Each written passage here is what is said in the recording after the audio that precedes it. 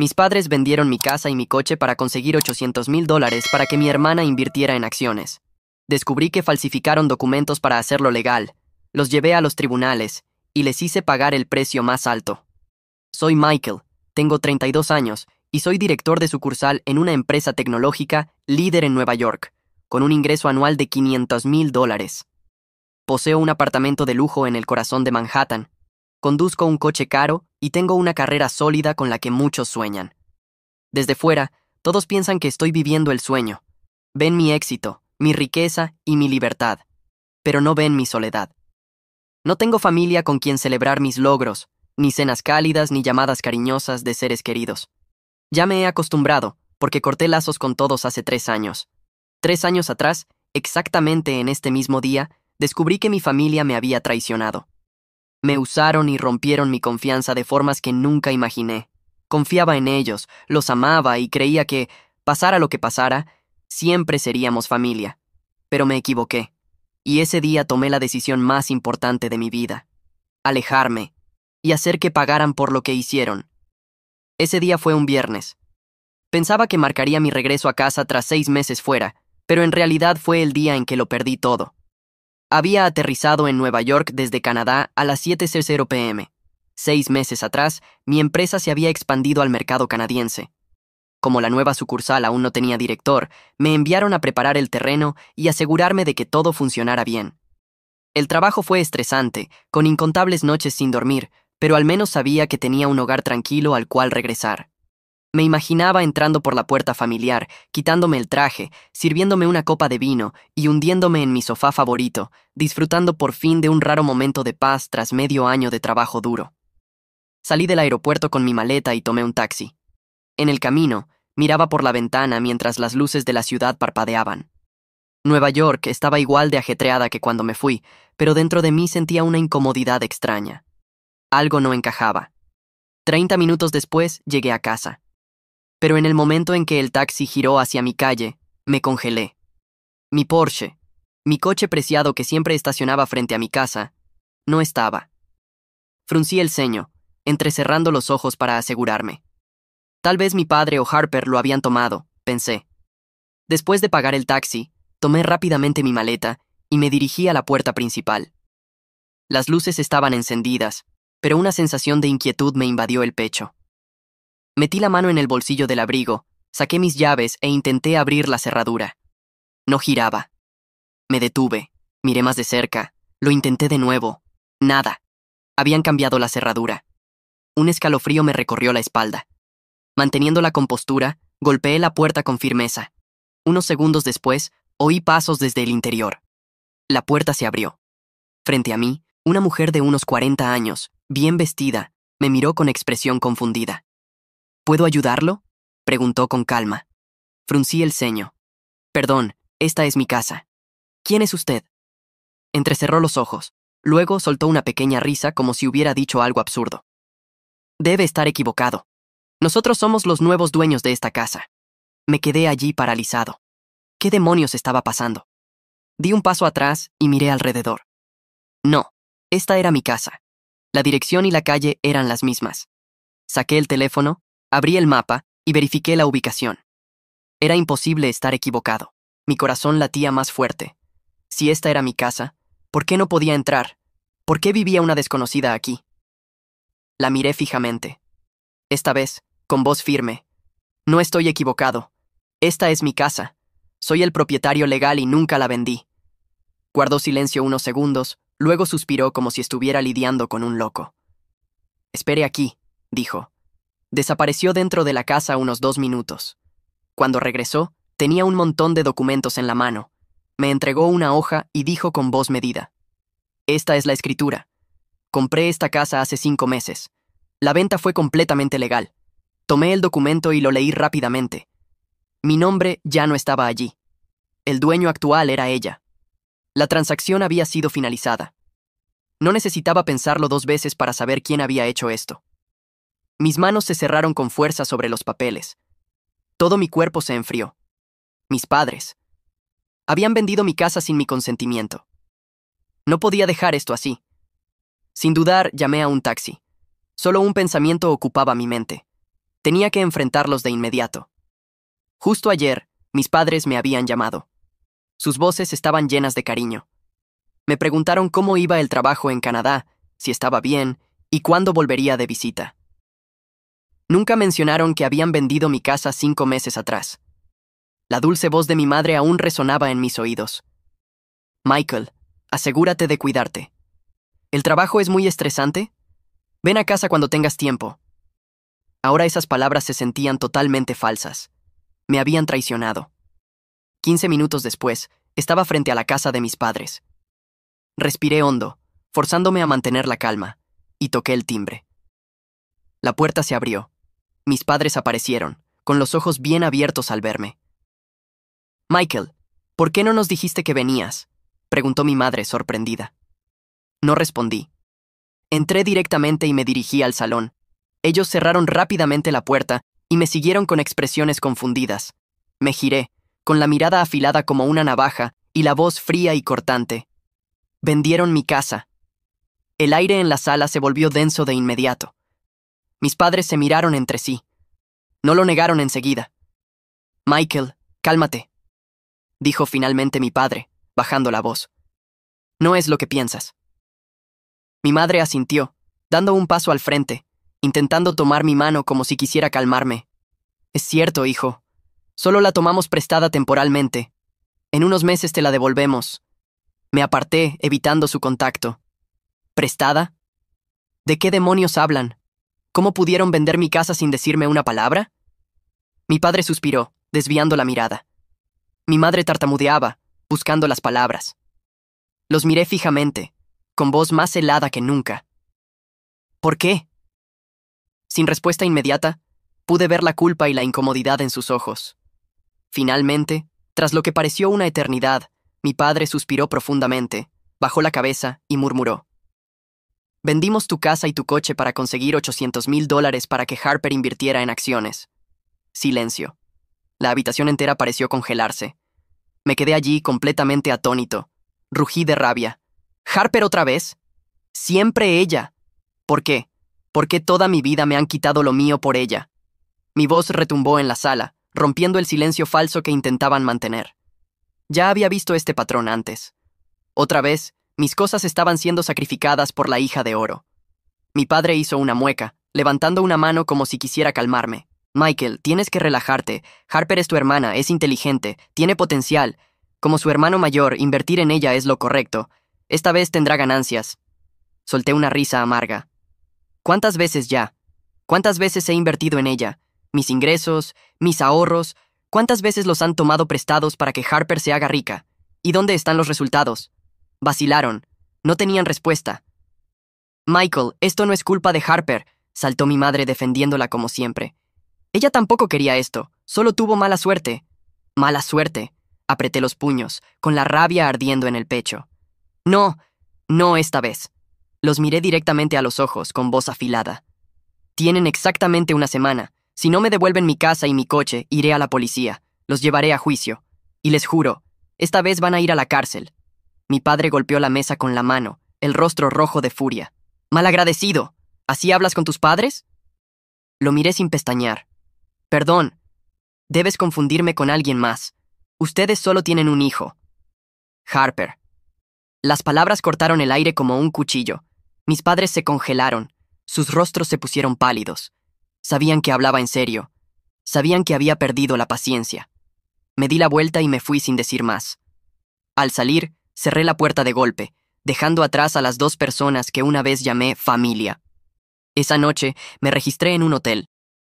Solo un pensamiento cruzaba mi mente. Cometieron el mayor error de sus vidas creyendo que yo seguía siendo el hijo obediente que solían controlar. Entré en la habitación del hotel, fui directo al baño, abrí el grifo de agua fría y dejé que cayera sobre mí. El agua era lo único que podía mantenerme en tierra. Cerré los ojos y respiré profundo, sintiendo cada gota resbalar por mi piel, intentando calmar el caos en mi mente. Familia, hogar, coche, dinero. Giraban en mi cabeza como una tormenta sin salida. Al salir de la ducha, me sentía un poco más ligero, pero el vacío aún se aferraba a mí. En la mesa, el café que había pedido al registrarme seguía en su sitio, dejado por el personal del hotel. Lo tomé y le di un sorbo lento. Curiosamente, no sabía tan amargo como de costumbre. Quizás porque la verdad que tuve que tragar ese día era muchísimo más amarga. Me recosté en la silla, mirando fijamente por la ventana de cristal. Las luces de la ciudad se reflejaban, mostrando una versión de mí mismo, agotado, vacío, traicionado, reacio a quebrarse, y entonces comenzaron a aflorar los recuerdos. Harper es mi hermana menor, 3 años más joven que yo. Desde el día en que nació, nuestros padres la adoraron y la malcriaron. Y yo era el hermano mayor que tenía que ceder ante ella, sin importar qué. De niño, cada vez que tenía un juguete que Harper quería, mis padres me obligaban a dárselo. Si me negaba, me llamaban egoísta. Eres el hermano mayor, debes dejárselo. Esa frase se repetía una y otra vez, como una regla no escrita en nuestra casa. Cuanto más crecía, más claro se volvía. Lo que Harper quería, Harper lo obtenía. Yo, en cambio, si quería algo, tenía que ganármelo por mi cuenta. Cuando tenía 17 años, me di cuenta por primera vez de que Harper no solo era una niña mimada, también podía hacer cosas malas y no enfrentarse jamás a las consecuencias. Me robó $200. Para algunos puede no parecer mucho, pero para mí lo era todo. Era dinero que había ganado trabajando largas horas, ahorrando cada centavo en mi empleo de medio tiempo. Cuando lo descubrí, estaba furioso. Le exigí que me lo devolviera. ¿Harper? Solo se rió, como si todo fuera una broma. Pero lo más impactante no fue lo que hizo, sino cómo reaccionaron nuestros padres. No la regañaron. No le exigieron que se disculpara. En cambio, mi madre dijo con suavidad: Michael, es tu hermana. Solo están ustedes dos en este mundo. Deberías dejarlo pasar. Mi padre asintió. Tiene razón, hijo. Es tu hermanita. No puedes ser mezquino con ella como lo serías con un extraño. ¿Mezquino? Recuerdo haber apretado los puños, sintiendo una ardiente y profunda sensación de injusticia. Pero no podía hacer nada, porque para ellos Harper siempre tenía la razón. Cuando me fui a la universidad, tuve que compaginar los estudios con el trabajo. Mis padres solo pagaban la matrícula. Todo lo demás, comida, libros, alquiler, tenía que resolverlo yo. Trabajaba medio tiempo, hacía turnos extras hasta tarde, atendía mesas en una cafetería y reparaba computadoras para sobrevivir. Harper, ella nunca tuvo que mover un dedo. Mis padres le pagaban la matrícula, el alquiler, la comida y hasta el entretenimiento. Si quería una laptop nueva, la compraban de inmediato. Si quería viajar, cubrían todos los gastos sin dudar. Cuando les preguntaba por qué tanta diferencia, siempre me respondían lo mismo. Eres el hermano mayor, debes ser independiente. Harper es una chica, necesita que la cuiden. Pero lo que más me repugnaba era cómo la adoraban como si fuera una genia, cuando yo sabía perfectamente lo ignorante que era. Si sacaba una mala nota, era porque Harper estaba enferma por eso. Si resolvía un problema de matemáticas de primer grado estando en tercero, era una prodigio. Si fracasaba en un proyecto, solo tuvo mala suerte, Harper es brillante. La malcriaron tanto que terminó delirando. Creía de verdad que era más inteligente que todos los demás. Creía que el mundo giraba en torno a ella. Y ahora, mis padres acababan de vender mi casa y mi coche para entregarle $800,000 para invertir en acciones. A una chica que ni siquiera podía distinguir entre ingresos y ganancias. Y no era la primera vez que usaba mi dinero para iniciar negocios. Había perdido como mínimo $200,000 financiando sus supuestos proyectos geniales. La primera vez fue justo después de que se graduó de la universidad. Anunció emocionada que quería abrir un café con un modelo de negocio único que superaría a Starbucks. Invertí $50,000 en ella. Un año después, el café cerró. No recibí disculpas. Solo un comentario casual de mis padres. Harper aún es joven, necesita desafíos para crecer. La segunda vez regresó con otra idea revolucionaria. Comprar apartamentos baratos, remodelarlos y revenderlos. Juraba que obtendría ganancias masivas y que el sector inmobiliario era una inversión segura. Le di $100,000 más. 2 años después, el proyecto fracasó. Cuando pregunté por mi dinero, se encogió de hombros. Es una inversión, bro. A veces se gana, a veces se pierde. La tercera vez, quiso abrir una tienda de moda. Decía tener un ojo único para el estilo y que podía convertir su marca en la próxima gran cosa. No quería participar, pero mis padres me presionaron. Mi madre lloró. Mi padre me interrogó. ¿Tienes idea de cuánto ha trabajado? ¿Por qué eres tan tacaño con solo $60,000? Si no la ayudas, no mereces ser su hermano. Al final perdí otros $60,000. Cada vez el dinero era prestado. Si me negaba, mis padres hacían lo que fuera para quebrarme. Me llamaban egoísta, me acusaban de no amar a mi hermana, de solo pensar en mí. Y si todo eso fallaba, mi madre usaba su arma definitiva, amenazar con su propia vida. Si no ayudas a Harper, no tengo razones para seguir viviendo. Y a través de todo eso, Harper jamás me dio las gracias. No me devolvió ni un solo centavo. Un golpe en la puerta me devolvió a la realidad.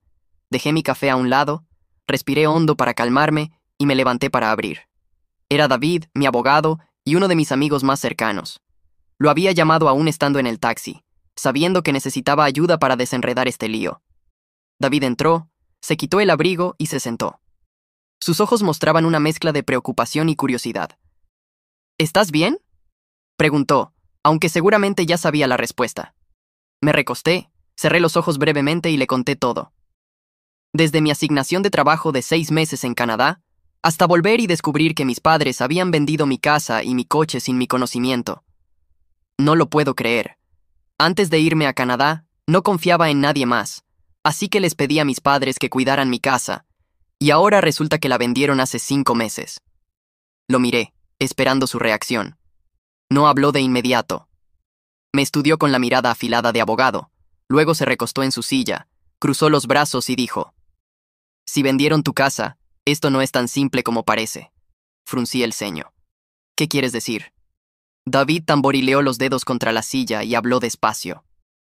«Puede haber fraude. Nadie puede vender legalmente una propiedad a nombre de otra persona sin su consentimiento. A menos que...». Apreté los dientes, una sensación incómoda creciendo en mi pecho. «A menos que...». David suspiró. «A menos que hayan falsificado documentos». Un escalofrío recorrió mi espalda. «¿Estás diciendo que falsificaron mi firma?». David se encogió de hombros, su mirada afilada. «No necesariamente. Hay muchos vacíos legales que la gente común no nota. Podrían haber falsificado un poder notarial, haciéndolo parecer como si tú los autorizaste a vender la casa y el coche. O podría ser una donación firmada, algo con tu firma». Me quedé congelado.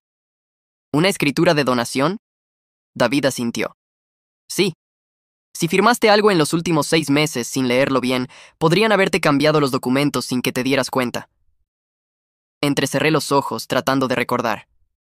¿Había firmado algo sin prestar atención? David soltó una risita sarcástica. «O tal vez estabas borracho y firmaste sin saberlo. Te sorprendería lo común que es». Fruncí el ceño. No me hizo gracia. Pero en el fondo, sabía que David tenía razón. Si mis padres falsificaron documentos o manipularon mi firma, no iba a dejarlo pasar. Intenté recordar, hurgando en mi memoria, buscando cualquier momento donde pudiera haber firmado algo relacionado con mis bienes. Entonces, de repente, me golpeó el recuerdo. «¡Ya está!», grité, tan fuerte que David se sobresaltó. «¿Recordaste algo?». Apreté los puños mientras la memoria volvía, nítida como si hubiera ocurrido ayer. El día que fui al aeropuerto, mis padres y Harper vinieron a despedirse. Me entregaron una pila de documentos antes de entrar a la zona de embarque. «Michael, firma esto rápido», dijo mi madre con voz casual, como si fuera un trámite rutinario. «¿Qué es esto?», pregunté frunciendo el ceño. «Solo un poder notarial», respondió. «Estarás fuera 6 meses, y si la casa necesita reparaciones, podremos encargarnos. También, si la policía o el gobierno necesita verificar algo sobre la propiedad mientras estás fuera, nosotros lo haremos». Confié en ellos. Recuerdo haber preguntado por qué eran tantas hojas. Mi padre se rió, dándome una palmada en el hombro. «Por precaución, hijo. Algunas reparaciones requieren copias originales y duplicados». En ese momento parte de mí les creyó. La otra parte tenía prisa. El vuelo ya estaba por abordar. No tenía tiempo para leer cada palabra. Leí por encima las primeras líneas, vi las palabras «poder notarial» y firmé todo. No verifiqué. No pensé que me traicionarían. Y ahora estaba pagando el precio por mi estupidez. David me miró en silencio durante un largo rato. Luego suspiró y apretó su taza de café como si quisiera aplastarla. «Les acabas de entregar el boleto de oro para arruinarte». Se levantó, se acomodó el abrigo. Su mirada era calculadora, afilada. «Esto es complicado», dijo en voz baja pero firme, sin rastro de pánico. «Pero no te preocupes, yo me encargo. Si hay algo mal con los papeles, lo encontraré. Revisa tus documentos. Nos vemos mañana por la tarde. Tendré noticias para ti». Asentí en silencio. Confiaba en David. Si alguien podía desenmascarar esta estafa, era él. Caminó hacia la puerta, pero se dio vuelta una vez más. Su expresión era seria. «Mantente tranquilo, M. Cuanto más te enfades, más creerán que vas a rendirte». No estaba seguro de poder hacerlo. La puerta se cerró con un clic detrás de él. La habitación cayó en un silencio inquietante. Me recosté en la silla, mirando al techo. ¿Por qué me hicieron esto? ¿Qué hice para merecerlo? No solo me quitaron el dinero, me quitaron la confianza, mis padres, personas que debían protegerme, Harper, la hermana que debía respetarme. Apreté el teléfono con los dedos temblando de rabia. Quería insultarla, quería gritarle, quería oírla admitir su descaro, ver cómo justificaba sus actos. Llamé a Harper. El teléfono sonó. Sin respuesta. Llamé de nuevo. Lo mismo. Harper no contestaba. Sabía que había regresado. Sabía todo. Y ahora se escondía de mí. 2 semanas después, mi vida comenzaba lentamente a recuperar algo de orden. No podía quedarme en un hotel para siempre, así que pasé tiempo buscando un nuevo apartamento, aunque todo aún no había terminado. Sabía que tenía que seguir adelante. Ese día, estaba de pie en un apartamento de gran altura con vista a Central Park, escuchando al agente inmobiliario explicar las características del interior, cuando mi teléfono comenzó a sonar una y otra vez, sin parar. Lo ignoré, pero el timbre no cesaba. Molesto, finalmente saqué el teléfono del bolsillo. Era mi padre quien llamaba. Rechacé la llamada. Segundos después, llamó mi madre. También la rechacé. No pasó ni un minuto antes de que el nombre de Harper apareciera en la pantalla. Lo miré fijamente, con el corazón frío y firme. No necesitaba adivinar por qué estaban llamando. Habían recibido la demanda. Estaban en pánico, aterrados por las consecuencias que estaban a punto de caerles encima. No tenía ninguna razón para responder. Excusas, súplicas, tal vez incluso culpas hacia mí. Fuera lo que fuera que quisieran decirme, ya no me importaba. Sin dudarlo, bloqueé todos sus números. Volví a guardar el teléfono en el bolsillo. Me giré hacia el agente y asentí ligeramente. «Continúe», dije. 10 minutos después, el teléfono volvió a sonar. Esta vez no eran mis padres ni Harper. Era el tío Jack. Era el hermano mayor de mi padre, que siempre se había mantenido neutral en los asuntos familiares. No éramos cercanos, pero tampoco era del tipo que tomaba partido a la ligera. Si me llamaba ese día, seguramente era como mediador. Contesté, y su voz se escuchó de inmediato. «Michael, sé que estás enojado, pero ¿no puedes darles a tus padres una salida? No importa lo que hayan hecho, siguen siendo tu familia, siguen siendo tus padres». Cerré los ojos, respiré hondo y me mantuve sereno antes de responder. «Tío Jack, si el abuelo hubiera vendido tu casa, vendido tu coche y le hubiera dado todo el dinero a mi padre, ¿qué habrías hecho?». Vaciló unos segundos. «¿Por qué me preguntas eso?». Sonreí con ironía, notando la inseguridad en su voz. «Porque eso es exactamente lo que mis padres me hicieron a mí». Un largo silencio se extendió entre nosotros. Casi podía imaginar su expresión de asombro al darse cuenta de que las cosas no eran como se las habían contado. Finalmente volvió a hablar, con la voz cargada de duda. «No puede ser. Tus padres me dijeron que solo te habían pedido prestado algo de dinero y que no habían tenido oportunidad de devolvértelo todavía. Dijeron que exageraste y los demandaste por enojo. Eso es lo que le dijeron a toda la familia». Solté una risa sin humor. «¿Ah, sí? Pues cuando llegue la fecha del juicio, los invitaré a ti y a toda la familia para que vean la verdad con sus propios ojos». No esperé su respuesta. Colgué la llamada. La verdad saldría a la luz pronto. Ya no tenía nada más que explicar. Tras un silencio absoluto, finalmente nos volvimos a encontrar 2 meses después, en la corte. Mis padres estaban sentados en la mesa de los acusados. Harper estaba a su lado, sujetando fuertemente su bolso. Vi a mi madre mirar alrededor con nerviosismo, como si buscara apoyo en alguien. Y entonces se quedaron congelados. Sus ojos se abrieron de par en par al notar cuántos familiares habían venido a presenciar el juicio. Vi el ceño fruncido de mi padre, su rostro oscureciéndose al darse cuenta de que varios miembros de la familia lo miraban con sospecha. Y mi madre, la mentira, esa donde decían que solo habían pedido prestado el dinero pero aún no lo devolvían, se estaba desmoronando. Ya conocían la verdad. Unos días antes del juicio, le envié un mensaje a mi tío Jack pidiéndole que corriera la voz e invitara a todos. Quería que lo vieran con sus propios ojos, que fueran testigos de cómo las personas que decían amarme me habían traicionado. Al entrar en la sala del tribunal, los tres, mis padres y Harper, volvieron sus ojos hacia mí. Mi padre me fulminó con la mirada, mi madre se puso pálida, y Harper simplemente se quedó ahí sentada, mirándome con una expresión imposible de leer. Nadie dijo una palabra, pero en sus ojos vi claramente el único pensamiento que cruzaba sus mentes. Jamás imaginaron que yo llegaría tan lejos. A las 8:00 am en punto, comenzó el juicio. La atmósfera era densa, la tensión envolvía a todos como una niebla espesa. El abogado de mis padres se puso de pie, se ajustó la corbata y habló. Su señoría, mis clientes no han cometido ningún delito. Los demandados actuaron dentro de la autoridad legal que se les otorgó. El demandante, Michael, firmó voluntariamente un poder notarial que otorgaba a mis clientes pleno control sobre la casa y el automóvil. Yo permanecí en silencio, inmóvil. Quería ver hasta dónde llegarían. Tenemos pruebas irrefutables. Los documentos son completamente legítimos, contienen la firma del demandante y fueron notariados el 23 de octubre de 2021, añadió, haciendo una pausa y mirándome con confianza, como si ya hubieran ganado el caso incluso antes de que comenzara. Apenas terminó de hablar, sentí las miradas de mis padres y de Harper clavadas en mí. Eran las miradas de quienes creen que ya han ganado. Mi madre alzó ligeramente el mentón, una leve sonrisa de satisfacción apareciendo en sus labios. Harper cruzó los brazos, se recostó en su silla y sus ojos brillaban con triunfo. Mi padre simplemente alzó una ceja, pero la forma en que me miró, tranquilo, arrogante, seguro, me dijo todo lo que necesitaba saber. Realmente creían que me tenían acorralado. Escuché murmullos entre el público. Si firmó un poder notarial, ¿cuál es el objetivo de esta demanda? Los padres no engañarían a su hijo, ¿verdad? Esto es demasiado. Es su propia familia. Sonreí levemente, pero por dentro no estaba preocupado en absoluto. Tan pronto como el juez asintió para que David, mi abogado, presentara nuestro caso, él se puso de pie con calma, se acomodó el traje y levantó un expediente. Su mirada firme recorrió la sala. Su señoría, comenzó David con voz serena y firme.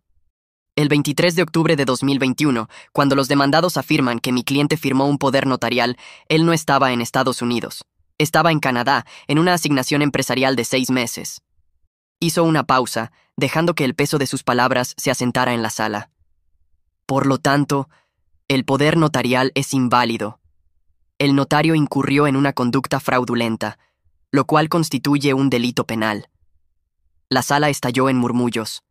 Vi cómo la confianza se desvanecía del rostro de mis padres. Mi madre miró a Harper como exigiendo una explicación silenciosa. Mi padre frunció el ceño, tratando de mantener la compostura. El rostro de Harper se tornó pálido. Apretó su bolso con fuerza, el pánico comenzando a asomar en sus ojos.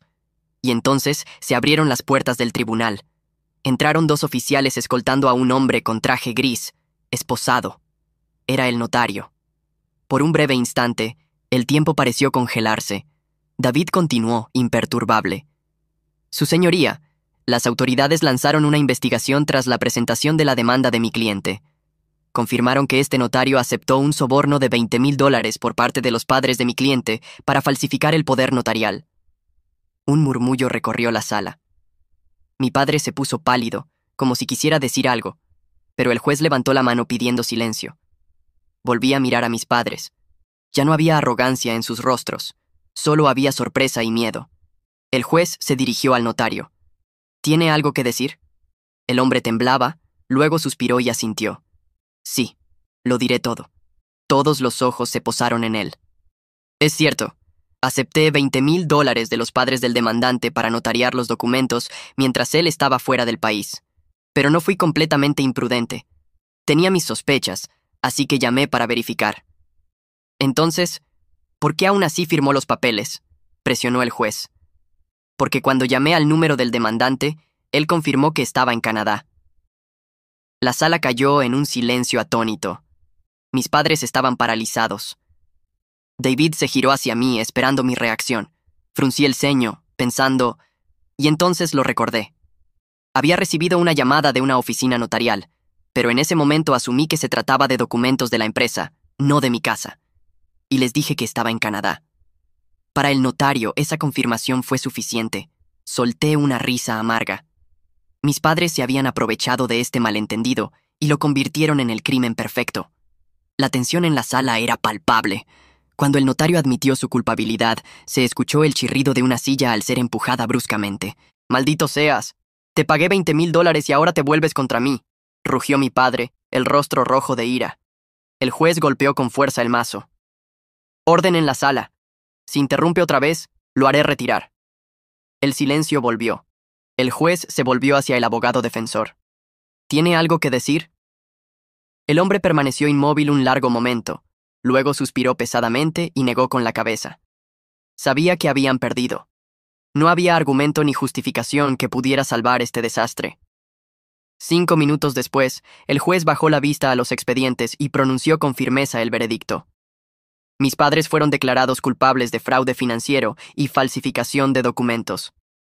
Deliberadamente falsificaron el poder notarial y lo usaron para vender mis bienes sin mi consentimiento legal. ¿Su castigo? 10 años de prisión sin posibilidad de libertad condicional. Además, se les ordenó pagarme $1.2 millones, $800,000 correspondientes a los fondos robados y $400,000 en sanciones e intereses acumulados. Si no pagaban la cantidad, el tribunal confiscaría sus bienes para cubrir la deuda. Harper, aunque no participó directamente en la falsificación, era consciente del delito y no lo denunció. Fue declarada cómplice de fraude financiero y condenada a 3 años de libertad condicional con una multa de $100,000.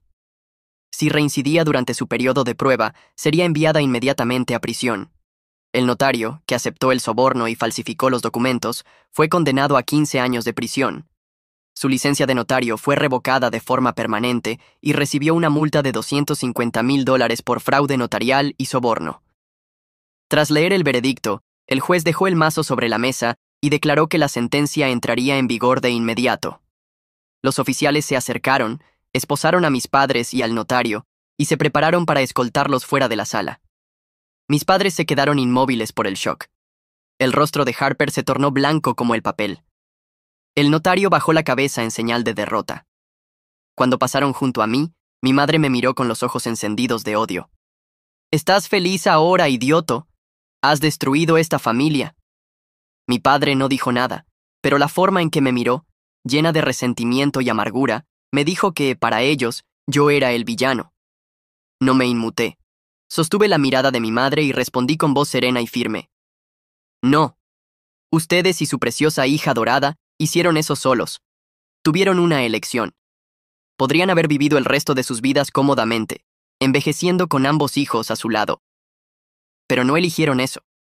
Eligieron la avaricia. Y este es el precio que pagan». Ella apretó los dientes, pero no tenía nada más que decir. Los oficiales se los llevaron. Mi padre giró el rostro, pero vi cómo apretaba los puños con fuerza, un signo silencioso de su derrota. A lo lejos, se esparcían murmullos por la sala. Algunos familiares susurraban entre sí, pero ya me imaginaba lo que estaban diciendo. «Ese chico es despiadado. A pesar de todo, siguen siendo sus padres. ¿Quién mete a sus propios padres a la cárcel? ¿Dónde quedó su piedad filial?». No reaccioné. El tío Jack se acercó, me puso una mano en el hombro y dijo en voz baja: «Lo siento, Michael, pero creo que hiciste lo correcto». Asentí sin decir nada. Sabía que no todos en la familia pensaban igual. Muchos me maldecían, me llamaban hijo desagradecido, persona sin corazón. Decían que mis padres eran ancianos y que debería haberlos perdonado. Pero, ¿qué significa perdonar cuando nunca mostraron remordimiento desde el principio? Y así pasaron 3 años. 3 años sin una sola llamada, sin un solo mensaje de nadie de mi familia. 3 años viviendo mi propia vida, pero aquellas palabras de condena aún resonaban en mi mente. Me defendí, luché por justicia, pero el precio que pagué fue perder a toda mi familia.